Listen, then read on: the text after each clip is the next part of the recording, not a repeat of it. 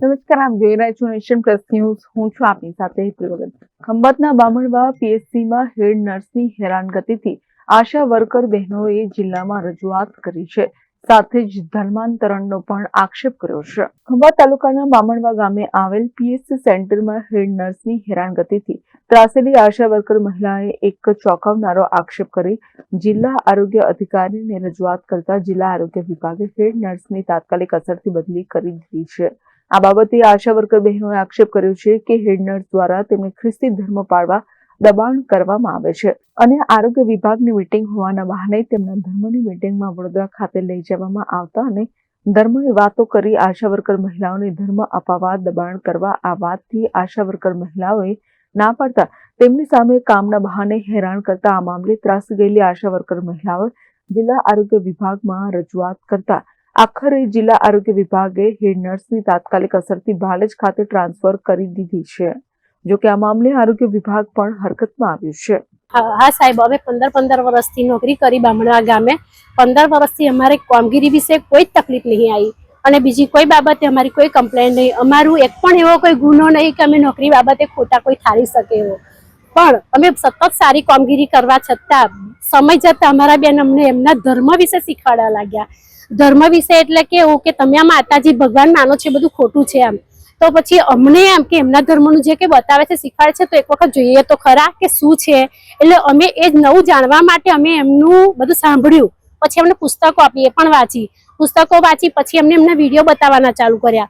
દર શનિવારની મિટિંગમાં શનિવારની મિટિંગ પૂરી થાય. મિટિંગ પૂરી થયા પછી અમને અલગ રૂમમાં બેસાડે અને એમનું લેપટોપ લઈને અમને વિડીયો બતાવે. અમે વિડીયો જોવા કદી ના નહીં પાડી, અમે એ પણ જોયા. પછી અમે અમારા અધિકારી વિરુદ્ધ, અમારા મેડિકલ ઓફિસરની જાણ વિરુદ્ધ એમની જાણ નહીં અને એમાં અમને મેસેજ લખ્યો કે કાલે તમારા લોકોની તાલીમ છે. તો અમે તાલીમનું જાણીને અમારી આશાબેનો જો બે આશાબેનો જો તો પૈસા નહોતા, ભાડું નહોતું, પણ ઉછીના અમે આપ્યા અને એમને ભાડું લઈને અમે લઈ ગયા. મીટિંગ જાણીને, તાલીમ જાણીને તો થઈ ગયા હતા. એમના ધર્મની મીટિંગ ચાલુ હતી. હવે અમારથી અદ્ભુત તો ઊભું થઈને આવતું ના રહેવાય એટલે અમે પૂરેપૂરી એમની મીટિંગ સાંભળી અને પૂરો સમય સાંભળી. પૂરો સમય પૂરો થયા પછી 5 વાગ્યા છૂટ્યા પછી અમે જે બસ માટે નીકળ્યા. અમને સમય બસ પણ ના મળી. અમે બહુ રાહ જોઈ અને બસ અમે હેરાન એટલું બધું થયા. વરસાદ પણ ચાલુ. અમને કોઈને એક પણ ફોન નહીં આવ્યો કે તમે પહોંચ્યા કે શું છે, તમારી પોઝિશન શું છે.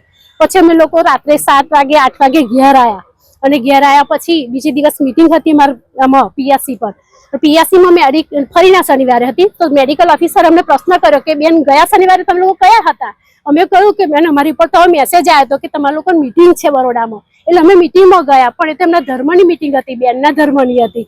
તો કે પણ અમે એમના સાહેબ છે કે એ તમારા સાહેબ છે? તમારા સાહેબ પણ એ છે કે અમે છે? મેં કહ્યું બેન સોરી, અમારાથી આટલી ભૂલ થઈ કે તમને પૂછવા ના રહ્યા, પણ અમને તો અમારા બેને જે કહ્યું એ જ માનવાનું હોય ને. અને અમે એમનું માનીને અમે મિટિંગમાં જતા રહ્યા એટલેથી ના પત્યું. પછી અમને અમારા બહેનો આગળ વધતા એમને એવું કહ્યું કે તમે ખાલી વિડીયો જોશો, પુસ્તકો વાંચશો એટલું પૂરતું નહીં, મિટિંગોમાં આવશો એટલું પૂરતું નહીં, તમારે બાપ્તિસ્મા લો તારે ખરા કહેવાય તમે. એટલે અમે એવું કહ્યું કે અમે બાપ્તિસ્મા ના લઈ શકીએ.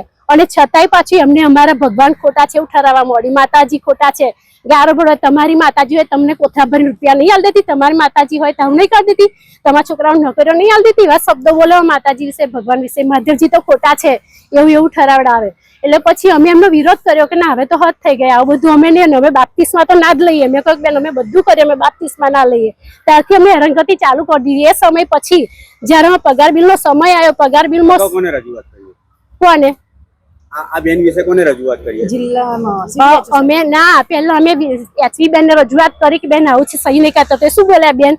એચવી બેન એવું બોલ્યા કે તમે જાણો ને તમારી બેન જાણે, એમાં હું કશું ના બોલું. એટલે એ છૂટી ગયા. પછી અમે રજૂઆત કરી મેડિકલ ઓફિસર ને, મેડિકલ ઓફિસર છૂટી ગયા કે એમાં હું ના જાણું. અમે સીએચઓ સાહેબ ને જાણ કરીએ તો એ હું ના જાણું. આખરે પછી બધાને એમની બીક લાગે છે એટલે પછી અમે જિલ્લા પંચાયત સાહેબને અરજી લખીએ, બધી બહેનો ભેગી થઈ અને અરજી લખીએ. સાહેબે અમારી આગળ અમને એ લોકો ઇન્ક્વાયરી મોકલી, એક સાહેબને મોકલ્યા કે તમારા લોકોને જે કે રજૂઆત હોય એ લખીને આપો. અમે બધી જ બહેનો અમારી રજૂઆત હતી એ લખી સાહેબ, અને લખ્યા પછી એ સાહેબ લખાણ અમારું લઈ ગયા. અમે કોઈ જાતનો ઝઘડો નહીં કર્યો, કોઈને ગાર નહીં બોલ્યા, અમે વડા ઝઘડા કશું કર્યું નહીં.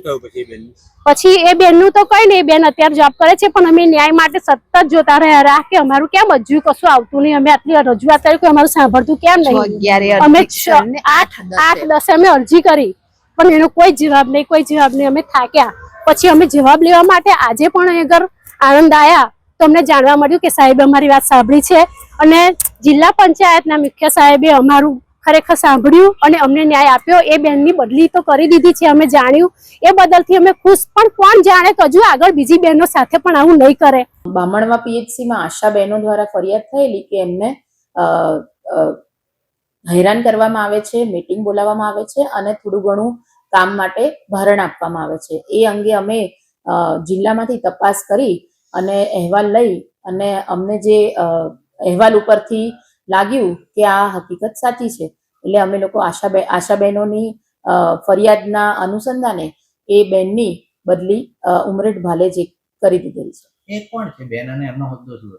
એ FHW બેન છે અને એ FHW તરીકે ત્યાં કાર્ય કરતા હતા અને એમની બદલી FHW તરીકે જ ભાલેજ 1માં બામણમાંથી થઈ ગઈ છે. Hiran Shah, Nation Plus News, Khambhat. સમાચારોનો સતત અપડેટ મેળવવા માટે અમારી નેશન પ્લસ ન્યૂઝની યુટ્યુબ ચેનલને સબસ્ક્રાઇબ કરો, બેલ આઇકન દબાવો અને જોડાયેલા રહો ફેસબુક, ઇન્સ્ટાગ્રામ અને ટ્વિટર પર.